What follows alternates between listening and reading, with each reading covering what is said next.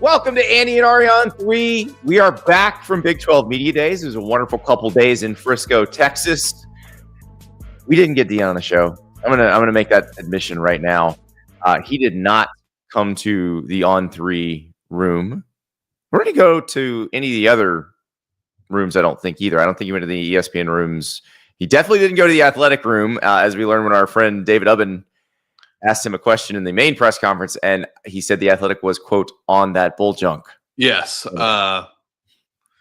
Every Big 12 coach came over to our room and spent 15 to 20 minutes with us and gave us their time. Deion did not show up. That's okay.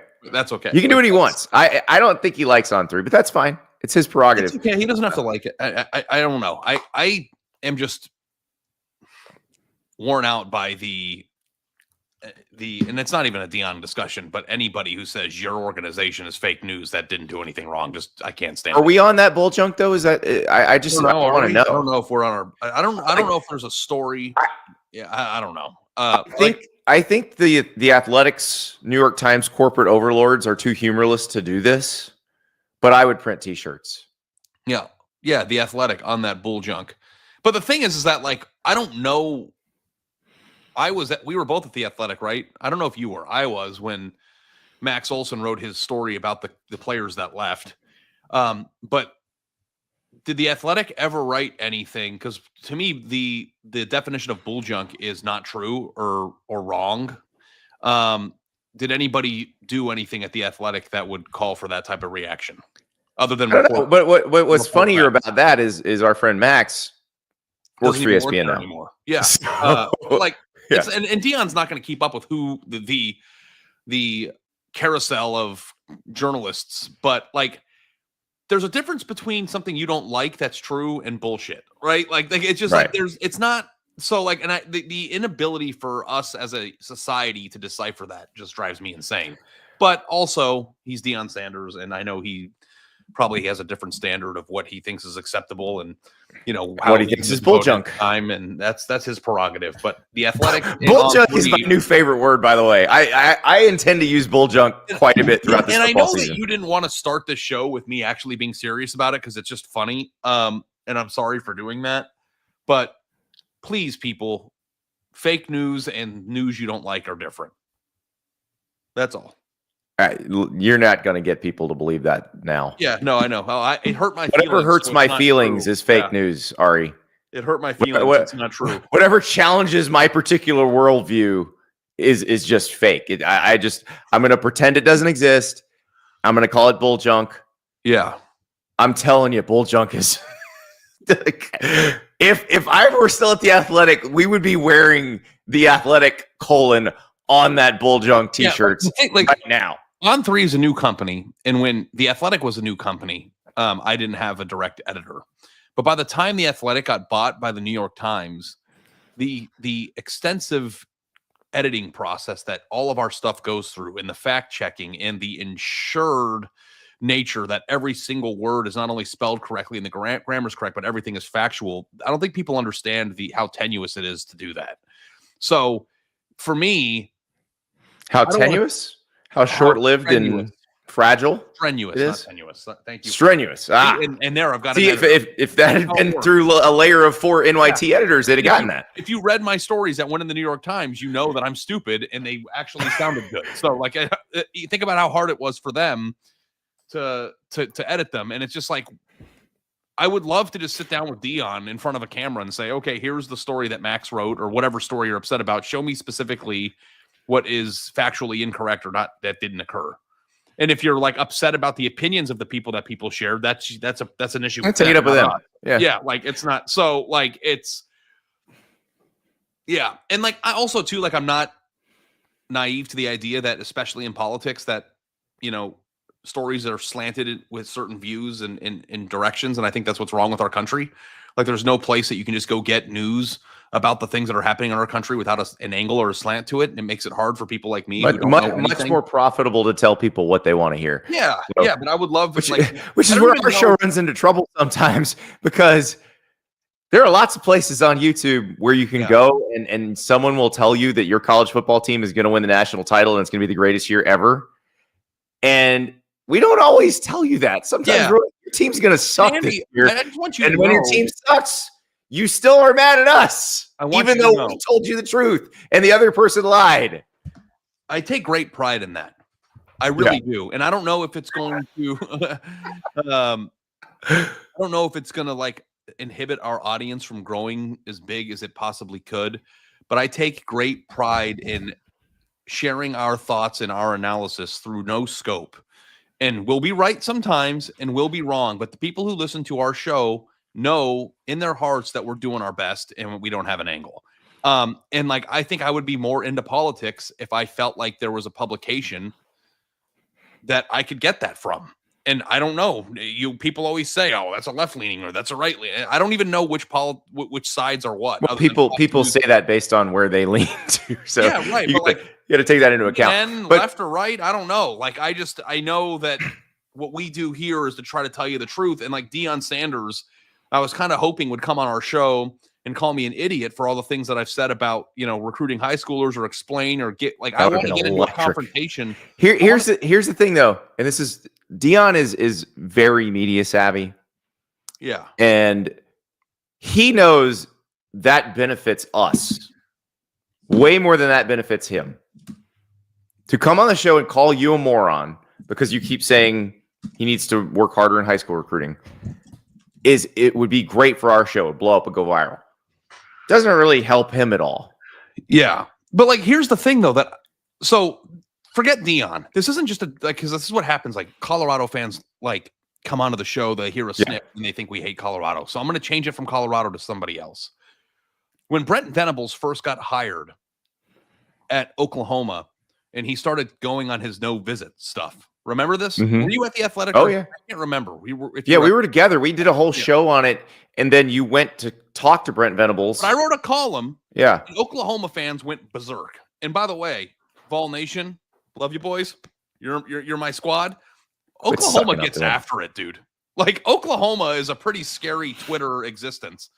And I went to visit Brent after I wrote that column that people got upset about, and I said to his face in his office, "This doesn't make any sense to me. I wrote this. I don't agree with you. Explain why." And we had a heated discussion back and forth for 15 minutes where I gave my counterpoints and he gave his counterpoints, and we came to a mutual understanding, and he actually ended up changing my mind. And I wrote a column for The Athletic. Here's why my mind changed when given the proper avenue to have a debate with somebody about their stance. I'm just imagining you walking into Brent Venables' office, which I've been in that Oklahoma head coach's office before, very and sitting down behind the desk and hanging up the "change my mind" sign. As Brent Venables sits there. This was 3 years ago now, I think. But if I remember correctly, like it was a very of all the offices I've been in, and I've been in quite a bit, Brent Venables' office is very home field. Like I feel like I remember like we were sitting in leather chairs that were like facing each other. It wasn't like he was at his big desk and I was sitting across from him. No, most of them have a kind of an ante-room area where they meet with recruits. You've been in his office, right? Yeah. Yep. It feels like beautiful like cabin in the woods. Like it's very, very cozy there. But anyway, my point is that like I say things. And Andy and I had a discussion about this the other day. I say things and I feel things. This happened with Matt Rule a few weeks ago, and I got to talk to Matt Rule on the phone. I might not always say the right thing, or I might not always have the correct opinion, but I am always, always, always a game for sharing my opinion and having my mind changed with the presentation of facts that I was unaware of. So like I would have loved to have like my dying wish, I think, for this show would be to have Deion Sanders on here for 30 minutes to have an adult conversation about why he's going the direction that he's going with his program. And guess what? I'm not stubborn enough to not have my mind changed. Yeah, but it doesn't benefit him in any way, and that's why it's not happening. So but I was like hoping when I went to bed 2 nights ago with the possibility in my brain that Deion would come over and hang out with us for 20 minutes. I was dying for the opportunity, what on camera or not, for him to call me an asshole and for us to talk about it and for maybe us to come to a mutual understanding of where we both stand and actually hear from his side a long, detailed, non-theatrical explanation for why they're doing what they're doing. Was I like insane for hoping for that? Yes.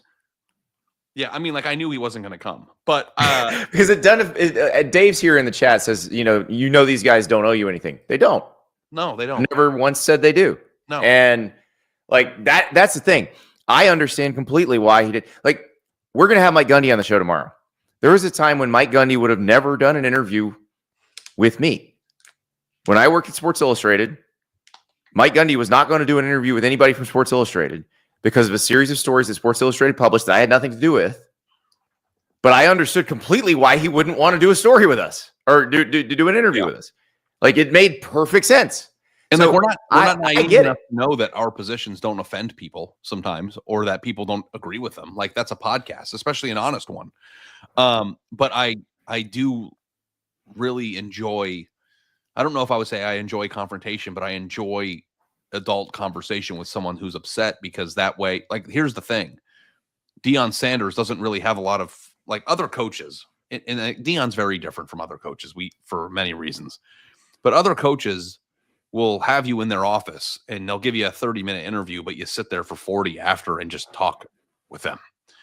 And like, if Deion Sanders is so quick to call somebody bulljunk, or to say, hey, it would be very advantageous for him to do that on the record or off the record in terms of access.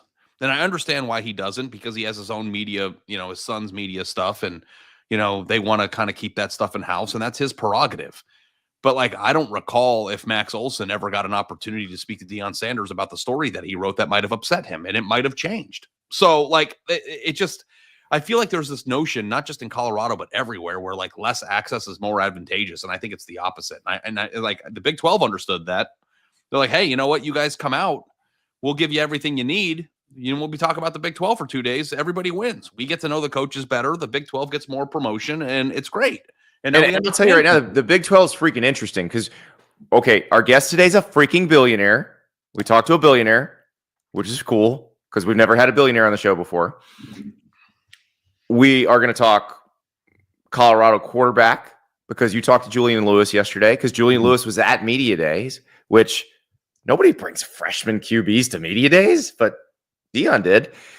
And we're going to talk Utah because I'm telling you, I've been on the Utah train for a little bit here. I'm even more on the Utah train after yesterday. So let's talk with Cody Campbell. Cody Campbell is the former Texas Tech offensive lineman, has made billions in the oil and gas business. He is the one funding the Texas Tech roster upgrade. He's also, though, trying to reform college sports in a way that doesn't, it's kind of at odds with how he's trying to build the Texas Tech roster. And he explains all that. But first, Deion kind of introduced him for us. When Deion was in his main press conference, Coach Prime's talking, and somebody asked him about his relationship with Texas Tech head coach Joey McGuire.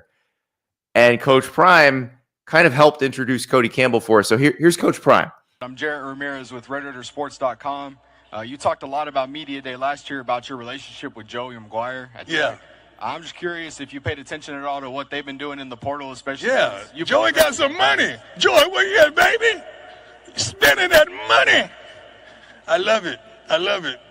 Once upon a time, you guys was talking junk about me going in that portal. Now, when everybody go in the portal, it's okay. It's cool when they do it. But it's a problem when I do it. Ain't that a rap song? First of all, let's get this straight. I love me some Joey McGuire. And one of the best coaches in our conference. I've seen him excel from high school all the way to where he is now, and he's a winner. And I absolutely love it. And I love him because he's a man of standard. We played there last year, and we was getting bombarded by them tortillas. I don't know how to say it. Somebody say it.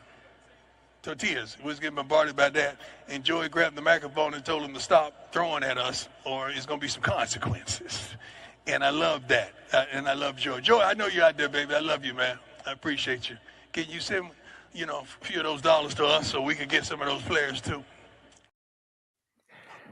And now here's the man with those dollars, Cody Campbell.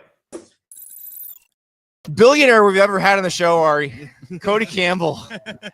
Listen, I could have gone with former Texas Tech offensive lineman. And I got to ask you, given all the success you've had in business, is that still how you ID yourself?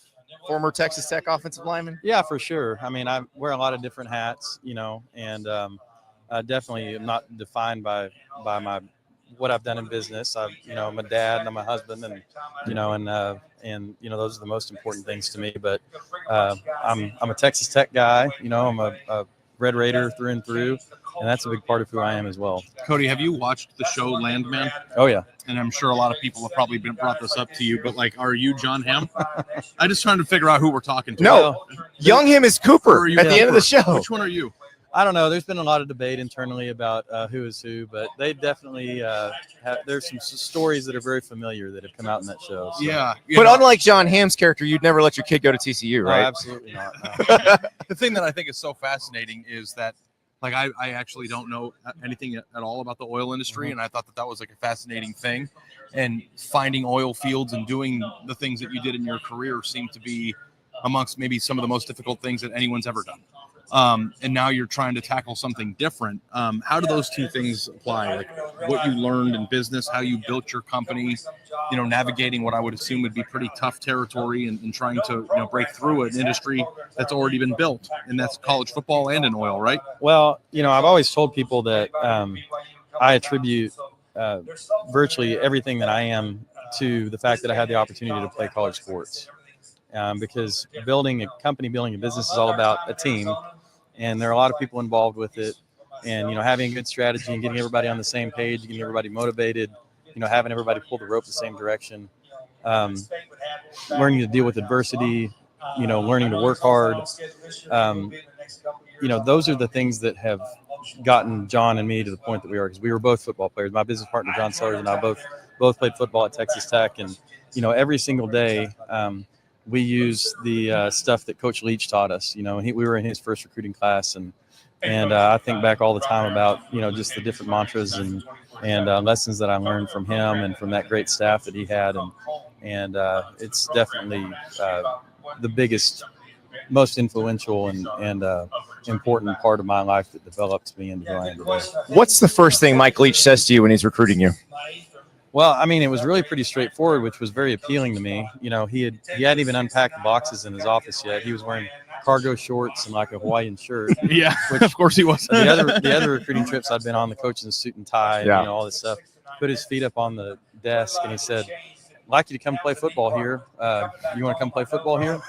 And I was like, "Yeah, I like it. I mean, does he say if you don't, I don't care. I'll find somebody else." No, I mean, he was like, I think you're a good player. I'd like you to play here. And, and so I thought he was just honest and straightforward. And other coaches that I was recruited by didn't feel like were as authentic as him. And so that's why I chose to go there. One thing about Mike Leach, right? Like unapologetically authentic. Oh yeah, absolutely. Yeah. And so anyway, something about 18-year-old me back then saw that he was a real guy, and I'm so thankful that I did. What was the topic of conversation early on, be it during the recruitment or your freshman year, where you go to yourself, who am I playing for? Yeah. Well, there are a lot of times where that question was asked because he was really, really hard on us. Yeah. I mean, people tell the funny stories and all the anecdotes and everything, but I mean, he was hard-nosed, tough coach. Right. He was. I don't think people understand that. Like, if you broke a rule out, he was much more practices demanding. Were grueling. Yeah. And if you didn't execute a play properly, you're going to do it again, and you're going to do it again. You're going to do it 40 times until you get it right. He was a tough coach, and demanding of our time, demanding of our effort. I mean, he wore us out. I mean, we had a lot of contact in practice.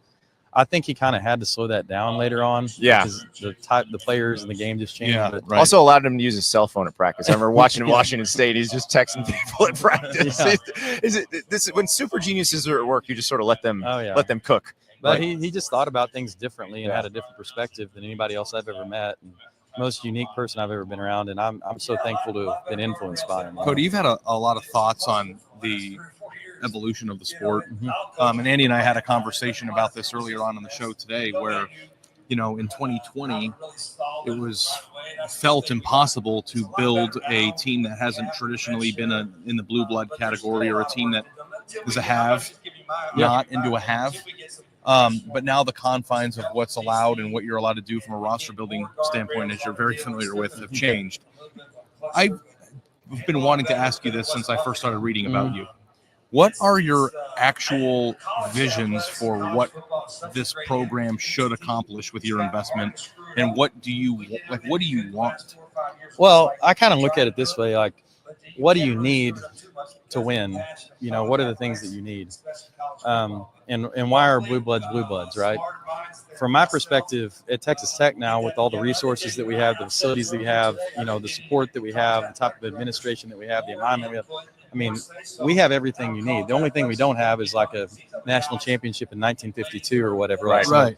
And I'm not sure what relevance that has on the 2025 season. Yeah. And so from my perspective, we've got it all. Now, I'm not disillusioned enough to think that it's going to happen overnight. I think it's a long-term iterative building process. I think we are going to be good this year. I think we have a very talented roster. But, you know, and I think we've done everything we can to control what we can control. But you can't control injuries. You can't control bad calls. You know, the ball is shaped funny and bounces in weird ways. And so, you know, but we've done everything we can to control the variables we can. But Andy, just if you don't mind, this is really important distinction, because what you said about blue bloods in 1952, you're right. We've had this conversation a bunch in the last few days. It doesn't matter actually. if you can turn Texas Tech into a blue blood, but your long-term vision is to turn them into a consistent contender that could reasonably win a national championship. That's right. Is that the long-term goal? Yeah, and what is your time arc on that? We want to be in a position to compete for a Big 12 championship and to be in the playoff year in and year out. You know, and you know, at some point, some season, things are going to go your way, and all of a sudden you win that national championship. But you have to put yourself in the position to compete for it.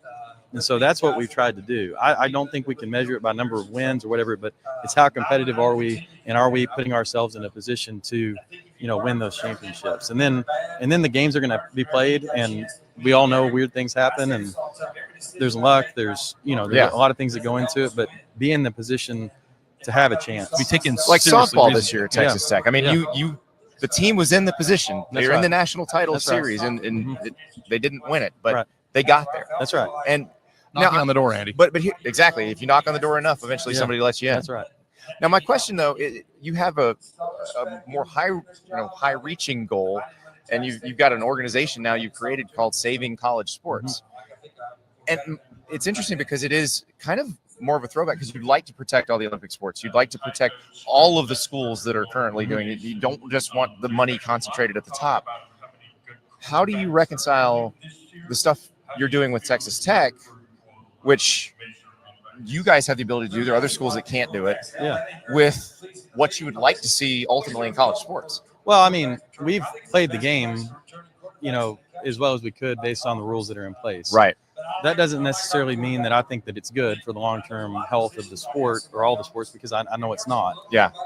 You know, there are 500,000 student athletes in the country. We were talking earlier about, you know, how much we all benefit from being student athletes, you know, not just opportunity to education, but character development. Right, what you learn about life. I mean, I read a crazy stat yesterday. It was a Cornell study.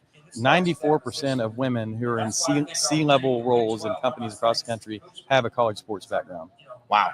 What was the percentage? 94%. Oh my God. That's insane, right? Is that real? Yeah. That's real. And I mean, so you start to recognize that sports are much bigger than just the games that are played. And the kids that play non-revenue sports are just as important as the kids who play football and men's basketball. And so we have to find a way to preserve the system that brings so much value to the country in so many different ways. And what's interesting is, because we've talked about this, I think when people hear that, the automatic assumption is go back to the status quo, bring it back 20 years. But you're talking about within some of the modern stuff, like while still paying the athletes. I think the athletes should be paid. Yeah. You know? And I don't think I understand that certain schools bring more media value than others. I don't think that I'm not advocating for a socialist solution. Right. What I am advocating for is a solution where everybody can survive, all the programs can survive. And I think the opportunity that the kid gets at Colorado State is just as important as the opportunity that the kid gets at Georgia. And I think it looks different, and I think their budgets are always going to look different, but we have to have a sustaining level of cash flow coming through, and we can't allow the thing to be monopolized to the point that, you know, sports being cut. And sports are already being cut. Right. You know, there have already been 40 or 50 programs that have gone down. since the House settlement, since July 1st. So that's just going to continue to occur. And each one of those that dies is opportunity that's lost. It is interesting, though, that you want something, but at the same time are existing in the Wild West, for lack of better.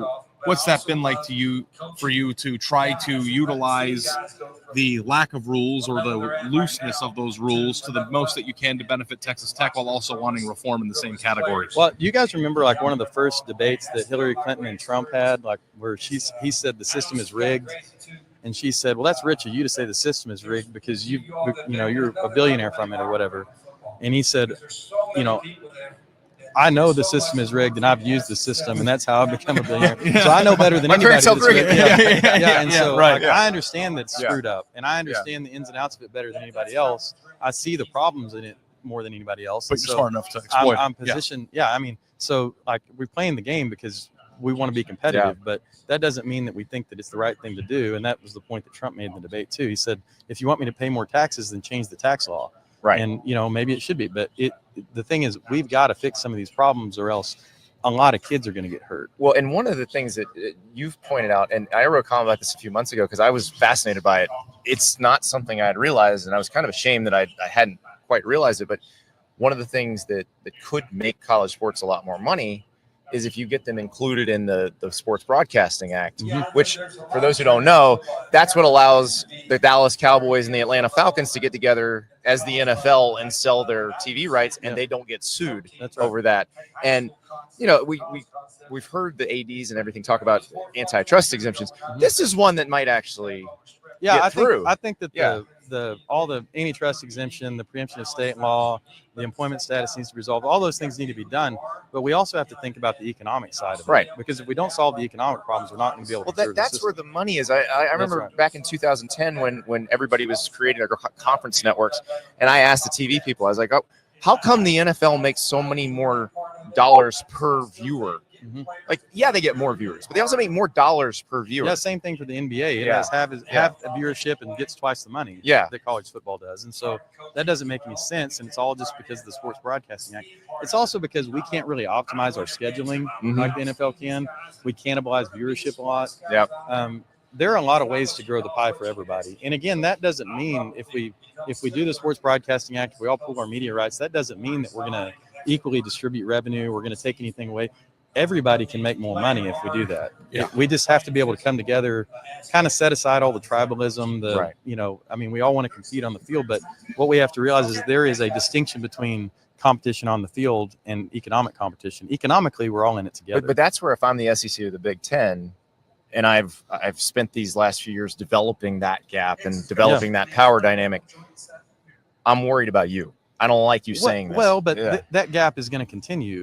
In fact, if we do the SBA and we just let everybody get the money they're going to get based on the viewership they get, maybe everybody's money doubles, but that gap grows even larger for those guys. I mean, they're going to make a lot more money. But like at the same time, a UTEP is going to be able to sustain their programs. And so I think that's what we're looking for, is just a sustaining amount of money for the smaller schools, recognizing that there are always going to be programs that have done a lot of work and made a lot of investment to be where they are, and they deserve to be in the position. And it is kind of an interesting thought too, because in college sports, the thing I think that makes college sports so great, especially college football, is that the adversarial nature of the on-field competition, I think a lot of times carries over into the boardrooms where decisions are made. And I think that's happened quite a bit with the conference realignment and the off-kilter nature of where we're at right now.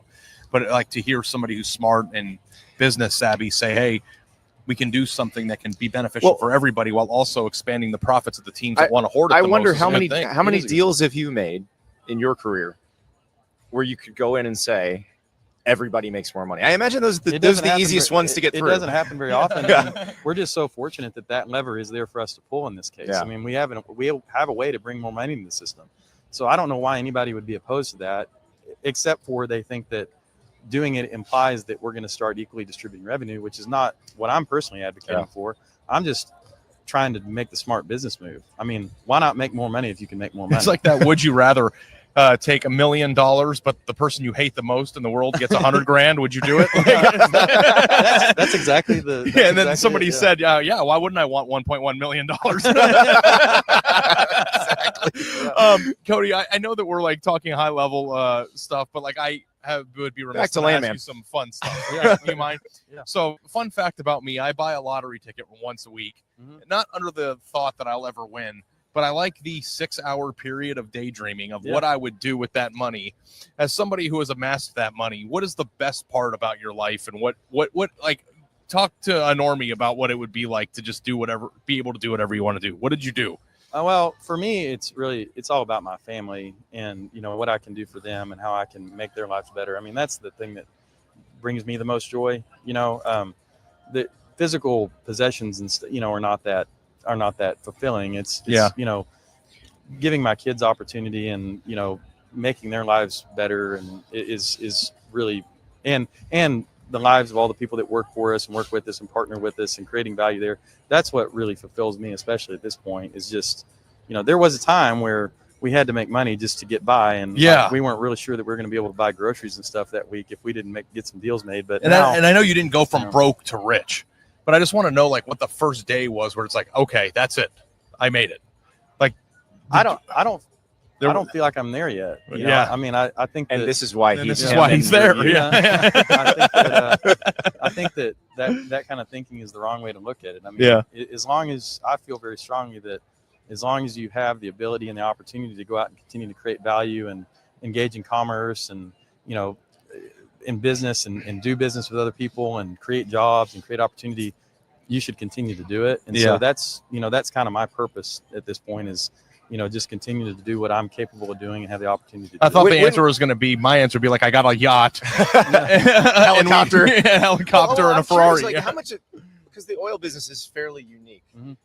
How much is it in the back of your head if you're in the oil business that it could all go away tomorrow? Well, you have to be aware of the fact that it's a very cyclical, very volatile business. And so you have to position your balance sheet and the way you set things up to endure downturns, because it's not a matter of if one's going to happen, it's when. And we've been through all of them. I mean, we saw negative oil prices during COVID, and we found that to be an opportunity for us because we had planned for downturns. And so really it's just being smart about hedging that risk and making sure that you don't overextend yourself and you don't try to do too much. And that's the case really in any business. It's just ours happens in these much faster cycles. Mm-hmm. And a lot of times, the key to the oil business is the one that survives is the one that wins. And so in many cases, we've just been the survivor.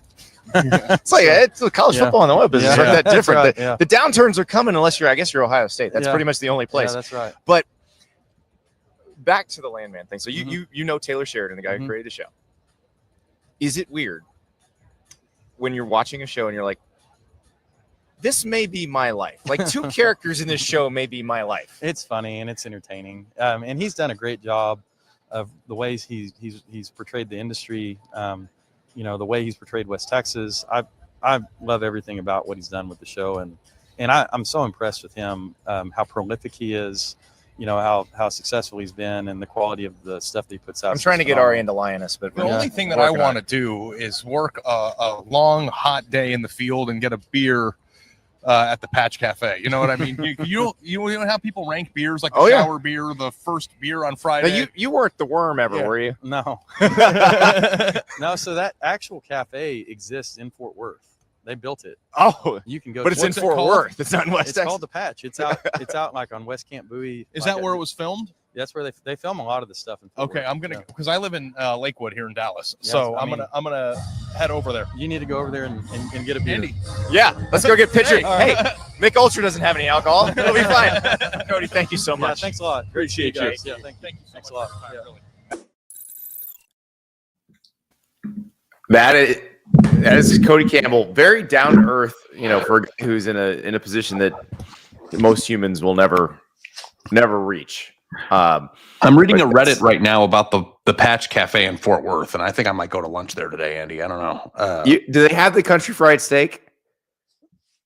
I actually saw a place in Dallas that has a country fried steak the size of like this big. I don't know how to. Oh yeah, and I've never been there, and Babe's Chicken Dinner House, which is a mini chain in the Dallas area. They do like family style, either fried chicken or country fried steak, I believe. I've had the fried chicken, but I think the other thing you can get is country fried steak. So I'm not going to go on my rant about how country fried steak should be more available at more restaurants, but I mean, country fried steak should be you can be in the actual South where it is available everywhere. So I think country fried steak should be as available or as prevalent on menus as chicken fingers. I would agree with that. And it's not. I don't care. I don't live in the South, but I've been to a lot of restaurants in a lot of places. That's not true. No, I would agree with that. I do love the scene in Landman where the three of them are ordering and they're trying to figure out what they want, and they all get country fried steak, fries, extra gravy. So yeah, I mean, what beats that? But yeah, I thought that like what Cody was gonna be like and how he was very similar. Like that was what I expected. A humble, smart guy who I actually believe has college sports, as his best interest. And of course, making Texas Tech a very good football program. And, I felt like nice being able to just ask him, what's your goal here? And for him to say to make Texas Tech a annually competitive national title contender, which he understands takes time. So he also seems pretty rational too. Well, Vance says, so did we all become fans of Cody Campbell, wanting a sustainable system that keeps all sports and allow a capitalistic labor market? I think I am. So I think what he wants is actually what he wants. What he says he would like to have is what he wants. But I think he's also realistic. And look, you look at what he's doing with Texas Tech, with the football program. Look at what happened with the softball program. They paid $1 million for a pitcher, and they got to the championship series. He's going to deal with reality on reality's terms. He may not get what he wants, but we'll say, Ari, we know this. He has the ear of the president of the United States. And so there's a chance he can help with some of that stuff. But I think what you got to understand is the Big Ten and the SEC don't necessarily like what Cody Campbell wants to do. The one thing that's a pretty powerful lobby to have against you. The one thing I regret not saying to him, and it dawned on me when we were driving home from Big 12 Media Days, and maybe this is just an obvious, like non-profound thought, but also the thing that you have to think as somebody who loves Texas Tech and cares deeply about that place, that his new system would do is shield his program from being. It would shield Texas Tech, and that's if you want to be cynical about it. This here, I bet. Yeah, it's keeping Texas Tech in the big time. If you want to just be ultimately cynical and say why are you doing this, it would keep Texas Tech in the big time, whereas a Super League might not. And that's. But I think that like whether you agree with Cody Campbell or like Cody Campbell, I think I probably speak for the majority of college football fans in general, and that no one really wants that. Like, do even like Alabama fans want that? Like, I think that I would sign up for anything from a financial standpoint that kept everybody involved. And somebody was talking to me, I can't remember who, yesterday at the media day about how Oregon State and Washington State do their media days. And I guess last year they went like to Mountain West and went after theirs was over. Right, it was in Vegas, and it was kind of like you could kind of go between the two. Yeah, it's like we spend very little time on this show, if any time, talking about those two programs, and they have been kind of left for dead. And it's like a sad state of affairs for them. And I know they're revamping the Pac-12 and whatever they're doing, but they were once in a power conference not too long ago, and now they have to like glom on to someone else's media day so people will come. And like, what about the kids on the team that don't get the opportunity to wear a suit and go to this type of event? It's just, we don't want that for everyone. We don't want that. And they're gonna have, like, the Pac-12 is gonna be a conference again next year. So, but it's not the same.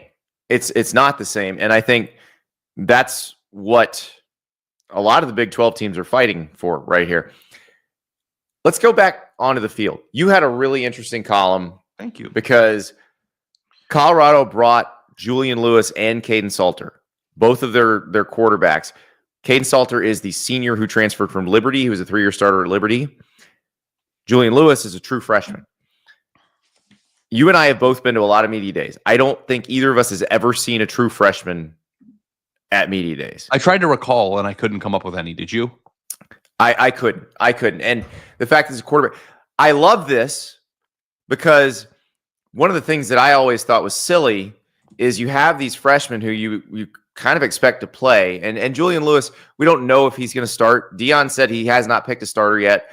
But even if he's not the starter, he's one twisted ankle for Caden Salter away from being the guy who has to go out there in front of, 60,000 people or on the road more than that and millions more on television. Like, they can handle interviews. And I think also at this point in time, where the recruiting industrial complex is, and I realize our company is a part of that, these guys have done so much of this stuff in high school. This is nothing for them. Yeah, Julian Lewis, he was really comfortable yesterday talking to everybody. He had no problems. I don't think it's as much about handling interviews as it's much about the statement Seniority that it says about your program and where he is. It's like yesterday when Deion said on the podium, I brought both of them because I don't know which one was going to start. Like, I thought that was an interesting comment, but I'm not even as interested in like this potential contrived quarterback battle as I am about the statement that it makes about who represents Colorado football. Like, that's what they do, right? Like, people think it's a seniority thing, or it has been a seniority thing because it takes a while to become the face of a program or to be a representative worthy of sitting in that chair. And I think the message that sends when you have Jordan Seaton, who started as a freshman and a 5-star. Can I read a quote in your column from Jordan Seaton? Because I came away very impressed by Jordan Seaton. Just hearing him talk, and when you sit next to him, you're like, "Holy crap, this is an elite tackle." Yeah, for sure. Go ahead. But here's what Jordan Seaton said in your column: going into my recruiting process, I wasn't told I was going to be a big name or be the face of the team. I was actually told what I needed to work on. For me, I worked on those things, and along came being the face of the team and having the responsibility of this or that. With the work I put in and my teammates around me, put me in the position I am today. Some people think we're just throwing money at people. This ain't that. You're not going to come here and make what you're seeing these schools down south paying. It's definitely a misconception sometimes. You come here, you come to play football. Now, that's not like Jordan Seaton probably got a really good NIL deal. He was the number one offensive tackle in the country in his class. But he also, if he hadn't been able to play, if he hadn't put in the work to be a good offensive tackle, he would have been embarrassed last season. He was definitely not. And he got better as the season went on, and now he goes into this season as one of the better offensive linemen in the Big 12. Yeah. And I mean, part of the reason why I wanted to write this story is we have to at least acknowledge the elephant in the room. And that's the fact that, and you know this about me, Andy, I'm a watch guy. So like, I know what I'm looking at when I see things. He was wearing a AP with exposed mechanism on the front. I guess that would be an Audemars Piguet. Yeah, it's a $140,000 watch. Now, I don't know how much it costs to, emboss or whatever the word is, all those diamonds all over it. But without the diamonds, when it was just, how it comes from the factory, it's $140,000. I don't know if that's his watch. That could belong to Deion. That could belong to Shador. That's kind of like the keys to the program. But there is a level of accomplishment and flashiness that comes with it that you earn by going there, and you will be promoted. And the statement that it makes about Colorado football is that if you go there, whether you're a freshman or a senior, whether you're an offensive tackle or a quarterback, you'll be put in a position where people will see you. And Deion Sanders at the podium himself had a few interesting quotes. Oh, I really like that quote. You want to see us win, you want to see us lose, but you want to see us. He's not wrong. Yeah, and he's not wrong. We talk about Colorado all the time. And I think that that's an appealing thing for recruits. I think that Deion Sanders truly does have one of the more compelling sales pitches out there, because I don't think that you or I or a lot of the people listening to this show are disillusioned enough to think that they're just winning money battles. Now, Julian Lewis, I'm assuming, got compensated quite well, especially if he owns that watch. And hopefully it was more than $1 million, because I don't know that I would spend 20% of my income on a watch. I'm wondering if if Shador let him, because it feels more of the Shador handing the keys kind of thing. Yeah. But and here's the thing, and I think Julian Lewis is only 17, by the way, because people were asking him about all the stuff that they do, and he's like, I'm still 17. I don't get to do that much stuff. But he, when you do that, when you wear that watch to media days, when you show it off, and you understand that you're putting a target on yourself, because there's a segment of society that's like, I don't like flashy. I don't like people who brag about that sort of thing. That's not classy. And so you're going to get criticized for that. You're going to, if you then do not live up to the hype, people are gonna bash you for it. So, but I think Julian Lewis is smart enough to understand that. And the thing that's really fascinated by this, the AP itself too, is that like the watch inherently, the way it is when there's no diamonds on it is one that would blend in, and I'm not sure most people would even notice what it is. But you put the diamonds on it, and you have the chain, and it's a statement, and you make that statement. So, and you better be able to back it up on the field. And when people, and here's the funniest thing that we always lose track of. At the end of the day, Andy, me, you, the people in the chat, the people on ESPN, the people with the cameras, don't care about how much money you have. They care about how good you are at football. So at some point, whether it's a true freshman year or whatever, the rubber is going to meet the road, and you're either going to be able to play or you're not going to be able to play. And the lights will go away from you fast if you can't play. So the thing that I appreciated about what Jordan Seaton said about how he put the work in, it's like, well, buddy, I'm not going to like fall to my knees and worship that you worked hard. This is your entire livelihood. If you didn't work hard, then you would lose every opportunity that you would. It's on you to work hard. Nobody cares that I worked hard to be in this position. Working hard is your obligation as a football player in order to get to the places that you want to go. And if you don't want to put the work in, you're not going to reach those. So I'll clap my hands that he's done that. Yeah. But like, I think there's this conception that Colorado is not working hard because they wear the watch. They better be working hard, because if they're not going to get paid. Money is fleeting. Yeah. No, you're exactly right. Can't play, or no more is coming down the line. So at the end of the day, whether you like the watch or you don't know, what time it is, or the flashiness that some Colorado players have illustrated under Deion Sanders' leadership, Shedeur Sanders got drafted. Travis Hunter got drafted. Like, these guys were good at football, and they got the money that comes along with being good with football. But eventually, if you're not good at football, or you don't put the work in, or you care more about, the watch than you do about the game, that's going to catch up to you, and you're going to fall on your face. So, you better put the work in. That's the whole point of this. Yeah, and I think Julian Lewis understands that. Just listening to him talk yesterday, I think people think that they don't understand it. That's the problem. I never questioned that Jordan Seaton understood that. Yeah, I feel like that was a very self-aware group.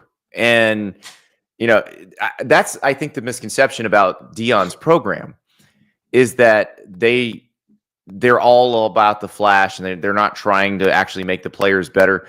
Like, if you watched them play last season, they got better as the season went on. They got better on the line of scrimmage as the season went on. That Deion Sanders, the ultimate showman, uses the flashiness and the funny quotes and the larger-than-life personality to draw attention to Colorado's program. What I don't doubt, and I'm sure you don't either, is a stringent commitment behind the scenes to improving, getting better, and being good at your craft. Because you don't get to being as good as Colorado was last year by messing around. You know what I mean? They do things differently. But I do believe that the core of what Deion Sanders is trying to do is create a good football team. And I think people lose track of that because of the flashiness. And the one thing that he did is he earned my respect last year, in the sense of them being a very well-coached football team, him getting highly rated players that actually produced. Shedeur, Travis Hunter, and Seaton produced. The only one that they've gotten so far that has been a bust is Cormani McLean. Who, by the way, is now playing at Florida. He's not playing at Florida. So, that might be a McLean problem, not a Colorado. No, he is playing at Florida. He is? He got it together. Yeah. He did? Yeah. He had a big play in one of those late SEC games last year. Behind the scenes, is he going to be like a starter this year? He's going to play. Really? Yeah. That's good to hear. Good for him. Yeah. I heard he kind of, was kind of off the I think it was a case, like, Deion was very, very critical when he was there. And maybe some of the criticism landed, and he realized at his new spot, hey, if I don't get this together, this all goes away. And here's the thing then, if that's the case, then you can also credit Deion Sanders for the wake up call that was necessary to get him back on track. So yeah, because he could have coddled him and said, "Oh, this was a big highly rated signee. I should take care of him." He didn't treat him differently because he was a big time signee. Like, he's like, "You're not doing the stuff you're supposed to be doing. Yeah, you're not going to be rewarded for that." I think there was a criticism of Colorado that it was gonna, and like I think that the people thought it was a possibility that it would just be like a clown show and like a loud disaster. It's kind of going back to the Cody Campbell interview where he talked about what playing for Mike Leach was actually like. Yeah, I think people saw Mike Leach, saw like the 60 Minutes piece, and they thought he's like that all the time. Yeah, but he was a hard ass coach, just like Cody said. I think Deion's very old school. Yeah, Deion's an old school hard ass coach because he was an excellent player during a time in which practices were probably a lot different than they are now. So I do think that we all, as collectively as college football consumers, should at least respect Deion Sanders for the coach that he is becoming and the program that he's building. You might not like the flashiness, and that's your prerogative, but don't mistake the flashiness for lack of work, for lack of commitment to craft, and of course, a commitment to excellence, because I think that they've proven that that's their goal, and they have my respect. So, that's my piece on Colorado. So, I understand why a 5-star would want to go there. Yeah, absolutely. So let's talk about another team in the Big 12 that we've talked about quite a bit this offseason as a team we're extremely excited about. They went and got a quarterback that I think is a little bit different than what we're used to seeing in this program. So it's Utah. Devin Dampier comes from New Mexico. Spencer Furneaux, their right tackle, one of the best in the country. They have probably the best line of scrimmage talent in the Big 12. And it's the kind of line of scrimmage talent you think if they can win the Big 12, or if they make the playoff, like, because you don't have to win it necessarily to make the playoff, but if they get into the playoff, if they faced a Big 10 or SEC type team, their trench play could keep them in it. So I don't know if you know this, Andy. Did you know that my brother-in-law went to Utah and is a huge Utah fan? I was not aware of that. I was not aware of that. Yeah, he lives in Salt Lake. You knew that. But yeah. So I was like talking to him a few weeks ago about Utah, and we were just talking. And then I was talking to Utah people at Big 12 Media Day, and I got asked to come on 2 Utah shows yesterday. And here's my thesis on Utah. Yep. We know what Utah is, right? It is a very consistently disciplined and tough team that's very good along the trenches. And what we also know about Utah is that at times in the past, they have lost in big moments or weren't able to get over the hump because they didn't have the dynamic skill position players necessary to compete with the biggest boys. If Utah, especially in the Big 12, can continue to be what they've always been, which is a strong, disciplined, tough-lined team, and then you add in dynamic players in an era that you can get them in a way that you never could before, like Utah could be setting itself up in this era to being one of the most consistently good teams in the Big 12, and a team that you go into it with the expectation that they're going to either compete to or win the Big 12 on an annual basis. I would be very excited if I were a Utah fan right now. No? So Caleb Lomu, the left tackle, Spencer Furneaux, we've talked about a bunch. Dallas Vakalahi, the 315-pound D tackle. Utah's win total at sportsbooks is 7.5. I'm feeling very confident about the over there as long as Devin Dampier is healthy. The Utah UCLA season opener, where you're going to see Nico Iamaleava's first game at UCLA against this Utah defense, I think is going to be fascinating. I am really intrigued by Utah, and I'll tell you, they might be America's team after what we saw yesterday. River, play Spencer Furneaux going emo on us. Tonight will be the night that I will fall for you over again. don't make me change my mind. I won't live to see another day. I swear it's true. Cause a girl like you's impossible to find. Impossible to find. That is a top 5 pick at offensive tackle, singing Secondhand Serenade like the last dying gasp of emo in 2008. If you can sing that with no shame, you are a real man, Ari.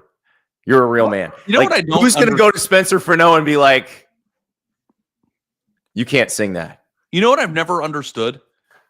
What the emo accent was. You know how they like where did that come from? Yeah.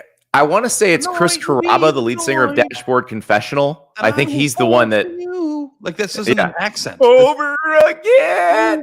Like nobody talks like that, but all the emo bands used to do it.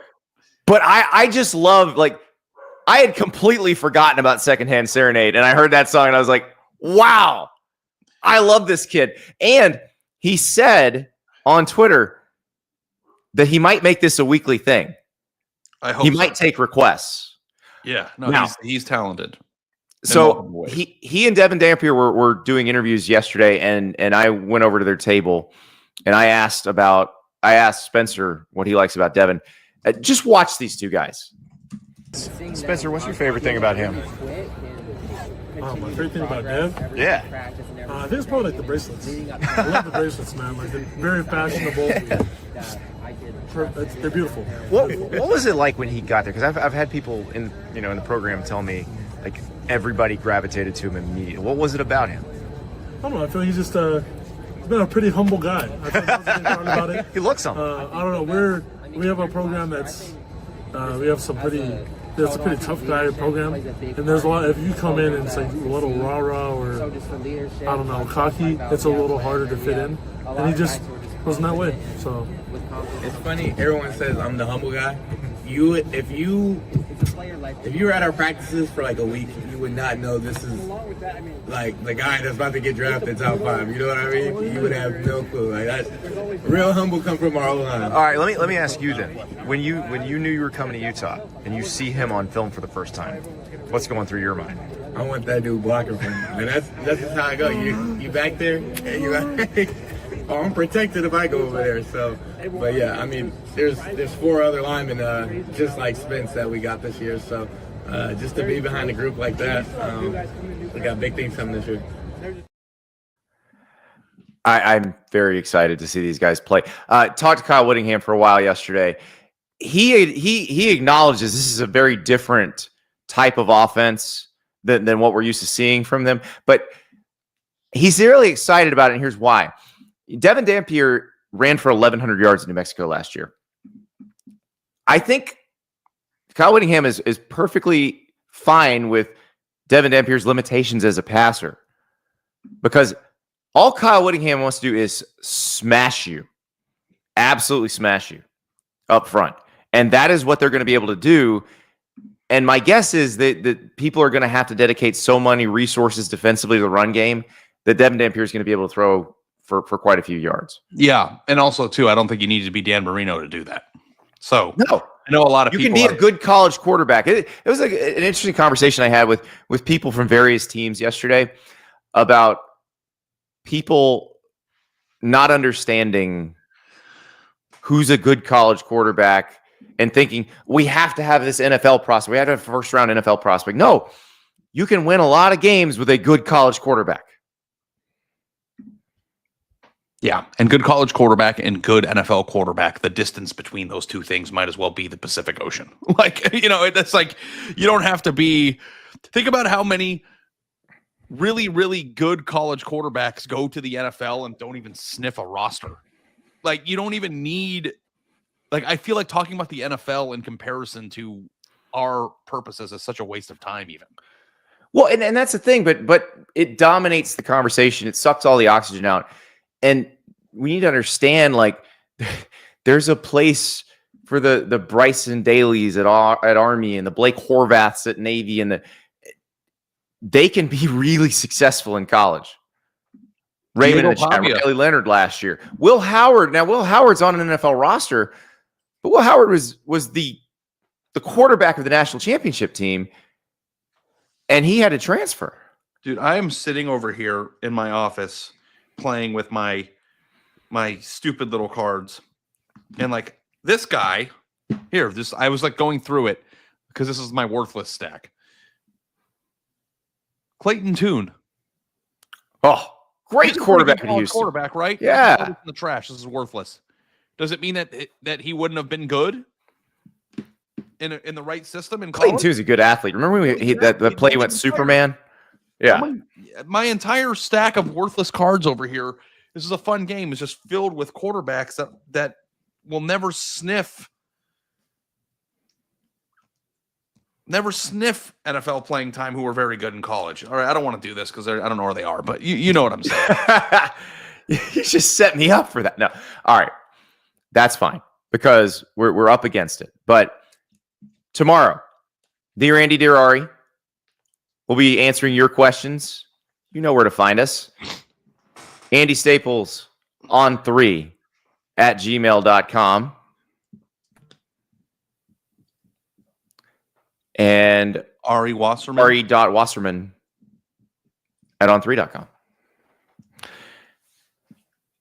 So, get us your questions. Also, Mike Gundy on the show tomorrow. Really interesting interview. I've already put out a snippet of it, if you've been reading on social media today, where he says that college football has got to admit that the players are employees. They need a collective bargaining agreement, which coming from Mike Gundy is significant. And the fact that he's saying it on the record is fairly significant. Yeah. I really had a great time with you at Big 12, Andy. I miss your face already. Can't wait to see you in Vegas in a few weeks. Awesome time today, and can't wait for the show tomorrow. Thanks for being here, guys. Appreciate you, and hopefully we got some good stuff. I'm excited. We got a lot of good stuff we're going to be presenting over the next few weeks. All right. So we'll see you tomorrow. Mike Gundy, your questions.